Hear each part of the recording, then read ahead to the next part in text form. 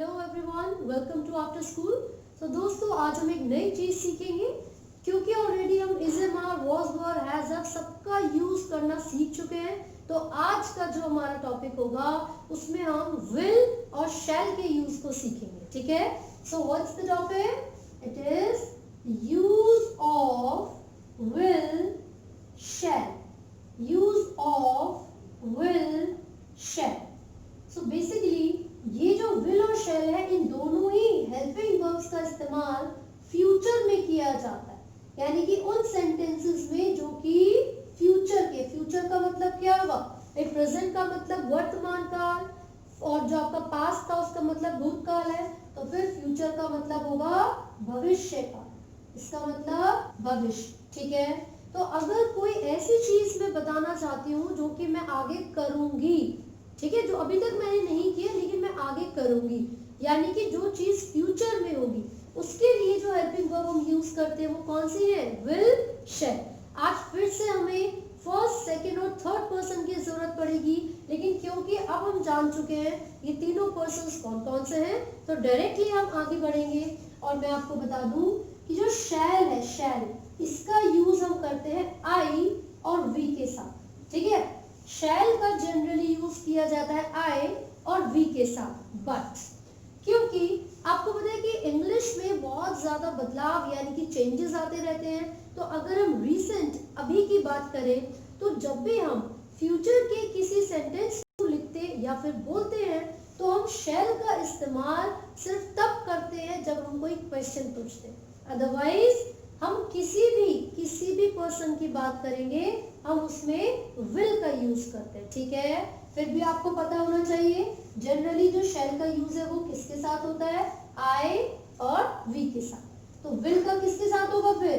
He, she, it, names, दे, इन सभी के साथ किसका यूज होगा? विल का यूज होगा। ठीक है, तो अगर कोई सेंटेंसेस हम यहाँ पर बनाते हैं तो उससे हम आसानी होगी और हम सीख जाएंगे। तो चलिए एक दो एग्जांपल्स हम यहाँ पर ले लेते हैं।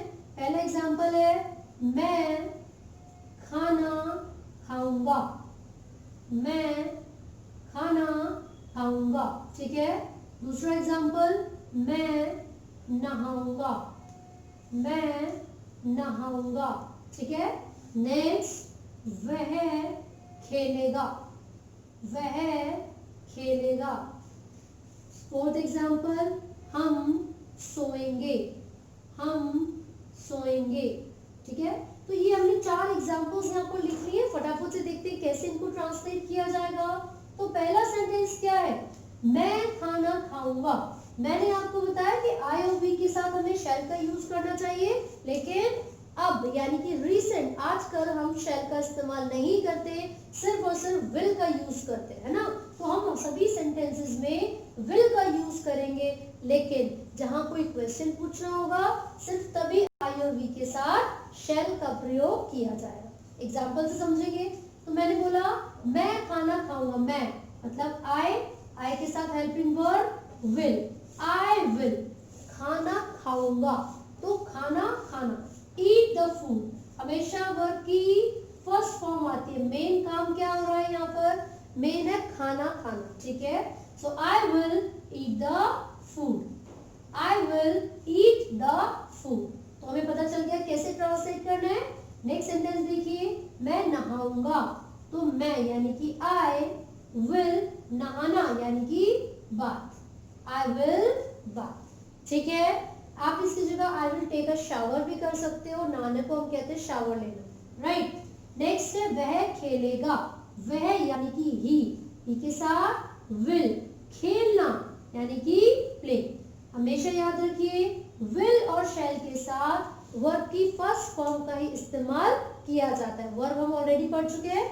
तो अगर देखा जाए तो यहाँ पर जो रूल है, यहाँ पर जो रूल है वो क्या बना? वो ये बना सब्जेक्ट। सब्जेक्ट का मतलब है जिसके बारे में हम बात कर रहे हैं। सब्जेक्ट प्लस विल या शैल, विल या फिर शैल प्लस वर्ब की फर्स्ट फॉर्म एंड ऑब्जेक्ट। तो ये हमारा रूल यहाँ पर बन गया, जिसके आधार पर, जिसके बेसिस पर हम यहाँ पर ट्रांसलेशन कर रहे हैं। तो सेंटेंस क्या था, वह खेलेगा। वह सब्जेक्ट है जिसके बारे में बात हो रही है, ही के साथ हेल्पिंग वर्ब विल। क्या काम कर रहा है वो, या क्या काम करेगा, वो खेलेगा। तो खेलना यानी कि प्ले, फर्स्ट फॉर्म हमने लिख दी। नेक्स्ट देखिए, हम सोएंगे। हम का मतलब है वी, और सभी के साथ विल लगेगा तो वी के साथ भी, वी विल स्लीप। सोना यानी कि स्लीप। तो ये बहुत सिंपल सेंटेंसेस हैं। मैं उससे बात करूंगी, I will talk to him. मैं खाना खाऊंगी, I will eat the food. मैं बाहर जाऊंगी, I will go outside. Outside का मतलब बाहर, ठीक है। हम खेलेंगे, वी विल प्ले। वह खेलेगा, ही विल प्ले। क्लियर हो गया। ये बिल्कुल सिंपल सेंटेंसेस हमने किए हैं विल और शैल के। लेकिन अगर इसी को ही मैं नेगेटिव में कर दूं, अगर मैं यहाँ पर सेंटेंस बोलूं, मैं खाना नहीं खाऊंगा, मैं खाना नहीं खाऊंगा, तो कैसे ट्रांसलेट करेंगे, आई विल नॉट। विल शैल के बाद क्या आ जाएगा, नॉट आ जाएगा। तो अभी आपने रूल सिंपल के लिए लिखा था, अब यहाँ पर हम क्या ऐड कर रहे हैं, नॉट को ऐड कर रहे हैं। I will not eat the food, बाकी सब बिल्कुल सेम है। मैं खाना नहीं खाऊंगा, I will not eat the food. अब सेंटेंस था मैं नहाऊंगा, मैंने इसको नेगेटिव में कर दिया, मैं नहीं नहाऊंगा। भाई क्या सेंटेंस बन गया, मैं नहीं नहाऊंगा। तो आप इसको ट्रांसलेट कैसे करेंगे, आई विल नॉट बैथ। मैं नहीं नहाऊंगा, आई विल नॉट बैथ। ठीक है, आगे देखिए, वह खेलेगा। नेगेटिव में वह नहीं खेलेगा, तो ही विल नॉट प्ले। वह नहीं खेलेगा, he will not play. Right. Next sentence, हम सोएंगे। नेगेटिव में हम नहीं सोएंगे, तो सेंटेंस क्या बना, we will not sleep. We will not sleep, हम नहीं सोएंगे।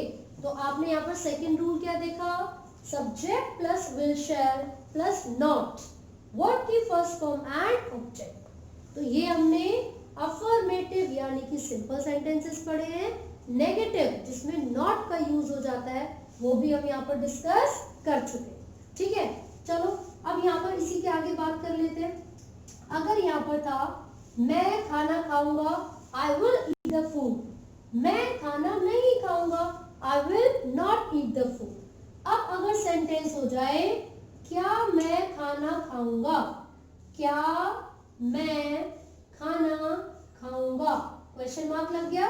इसी को क्या बोलते हैं बच्चों, इंटेरोगेटिव। राइट। तो यहाँ पर जो हेल्पिंग वर्ब है वो सबसे पहले आ जाएगी, will I eat the food. क्या मैं खाना खाऊंगा, will I eat the food. Clear हो गया। इसी को ही अगर मैं इंटेरोगेटिव नेगेटिव में बदल दूं, यानी कि क्वेश्चन भी हो, क्वेश्चन मार्क भी लगेगा, और नहीं ऐड कर दूं मैं यहाँ पर, क्या मैं खाना नहीं खाऊंगा, will I not eat the food. Will I not eat the food. तो यहाँ पर दो और रूल्स हमने पढ़े हैं, क्या मैं खाना खाऊंगा, will I eat the food. क्या मैं खाना नहीं खाऊंगा, will I not eat the food. तो रूल्स अगर देखें हम, नेगेटिव में नॉट लग गया, इंटेरोगेटिव में विल शैल आगे आ जाता है, देन सब्जेक्ट आ जाएगा, वर्ब की first form, object and question mark. Interrogative negative में विल शैल, उसके बाद सब्जेक्ट, देन नॉट, वर्ब की first form, object and question mark. Clear हो गया। एक और एग्जांपल हम यहाँ पर ले लेते हैं, वह खेलेगा, ही विल प्ले। वह नहीं खेलेगा, ही विल नॉट प्ले। क्या वह खेलेगा, अगला सेंटेंस क्या है, क्या वह खेलेगा। तो आप हेल्पिंग वर्ब को सबसे आगे ले आओ, will he play, question mark. Helping verb सबसे आगे आती है तभी हम यहाँ पर कोई क्वेश्चन मार्क लगा सकते हैं। ठीक है, इससे ये पता चलता है कि कोई प्रश्न किया गया है, कोई क्वेश्चन पूछा गया है। इसी का दूसरा एग्जांपल, क्या वह नहीं खेलेगा, क्या वह नहीं खेलेगा। तो आप यहाँ पर नॉट लगा दोगे, विल ही नॉट प्ले। और नॉट कहाँ पर लगेगा भाई, सब्जेक्ट के बाद, यानी कि जिसकी बात हो रही है उसके बाद आपको नॉट का यूज करना है। क्लियर है? तो ये सारे सेंटेंसेस आज हमने डिस्कस किए हैं। हमें विल और शैल दोनों का यूज करना आ चुका है। हाँ, शैल के बारे में मैं आपको बता दूं, क्योंकि हमने सभी में विल का यूज किया फ्यूचर में। शैल का यूज हम कैसे कर रहे हैं? चले क्या, जैसे कई बार हम बोलते हैं चले, आप किसी के साथ किसी पार्टी में गए हो, ठीक है, लेकिन उनको वहां पर उनकी कोई फ्रेंड मिल गई, वो उनसे बातें करने में लगे, लेकिन आप क्या पूछोगे, भाई हम तो लेट हो रहे हैं, चले? तो उसको इंग्लिश में क्या बोलते हैं? Shall we. Shall we. आपने यहाँ पर जो चले बोला है, आप अपने साथी से बोल रहे हो, आप अपने कंपेनियन से बोल रहे हो, तो इसका मतलब है कि हम दोनों चले क्या घर। तो आपने पूरा सेंटेंस नहीं बोला, फिर भी आपका मतलब तो वही था, राइट? तो आप पूछ रहे हो चले, तो उसको इंग्लिश में क्या बोलेंगे? Shall we. लेकिन कई बार ऐसे होता है कि आपने, मान लीजिए मुझे बोला मैम आप जाओ स्टेज पे, आप ना प्लीज इस टॉपिक के ऊपर कोई स्पीच दो, राइट? तो ठीक है, मैं स्टेज पे पहुंच गई, अब मैं पूछूंगी करूं स्टार्ट, मतलब शुरू करूं, तो उसके लिए भी इंग्लिश में क्या बोलेंगे? शैल आई। स्टार्ट करूं? शैल आई। ठीक है? सो यहाँ पर आपने दो क्वेश्चंस पूछे, तभी आपने शैल का इस्तेमाल किया था। Otherwise in future we will generally be using, क्या यूज करेंगे भाई? विल। तो यहाँ तक आप लोगों को बहुत अच्छे से पढ़ के रखना है। आप स्क्रीनशॉट ले सकते हैं, और कोई भी डाउट अगर आपको लगे आप कमेंट कीजिए, and do not forget to like, share and subscribe. Thank you.